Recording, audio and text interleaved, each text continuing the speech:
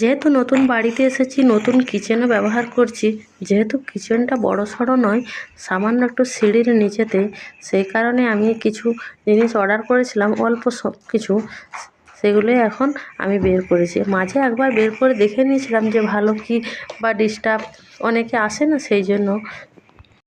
এখানে কিছু কন্টেনার, কাঁচের কন্টেনার অর্ডার করেছিলাম, দুটো ছোট দুটো বড়, তারপরে একটা মশলাদানি, এটাও কাঁচের সিস্টেম ঢাকনা। আর এই যে কৌটোগুলো আছে, বেশি দিন যাবত মশলা ব্যবহার হবে না, কিছু কিছু হবে। যেমন আমি তো চুলোর মধ্যে রান্না করি, সেই কারণে সেখানে আলাদা আছে, এটা গ্যাসের মধ্যে ব্যবহার করব, তাই এখানে অল্প স্বল্প করে মশলা রাখলাম।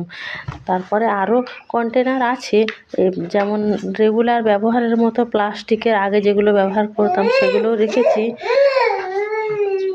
তাই কিছু এর মধ্যে, এটার মধ্যে 7টা কৌটো আছে, 7টা গ্লাসের মতো, যাই হোক, ওটা 7টা জিনিস তো মশলা নয়, তাই কিছু অন্য কিছু